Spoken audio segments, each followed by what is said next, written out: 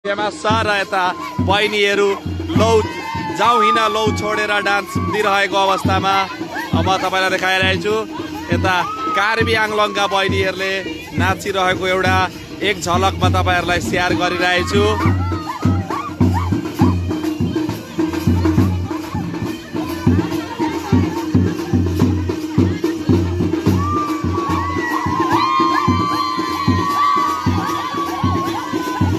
र यता नाच्ने दिदीहरू हुनुहुँदो रहेछ। कार्बी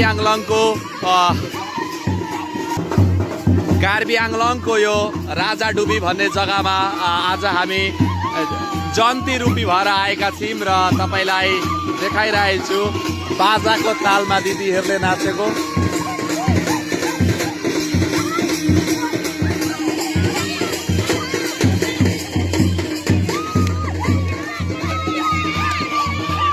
कस्तो लाग्यो कार्बी आङ्लोङ?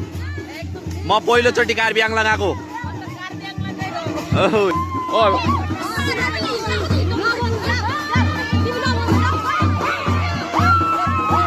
र यता शिव मन्दिर कार्बी आङ्लोङ र कार्बी आङ्लोङको साइडमा म तपाईँलाई देखाइरहेको छु।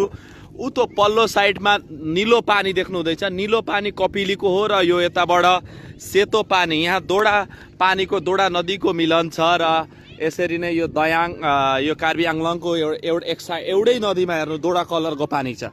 एउटै नदीमा दोडा कलरको पानी, उता कृष्णजीले जमुनामा नुहाउने कृष्णजीले नुहाउने जस्तो पानी छ, यतापट्टि सेतो पानी छ। म तपाईँलाई देखाइरहेको छु दयाङ कार्बी आङ्लोङको यो भिडियो। उतापट्टि कपिली र यता दयाङ रिभार दोडा रिभार एकैसँग लागेर आधा यताबाट सेतो पानी उताबाट निलो पानी बगिरहेको एउटा रमाइलो दृश्य म तपाईँलाई देखाउँदैछु। अनि यता दयाङ कार्बी आङ्लोङको यो दृश्यमा मेरी साली कस्तो छ पानी? तिमी नेपाल कुन जग्गाबाट आएकी?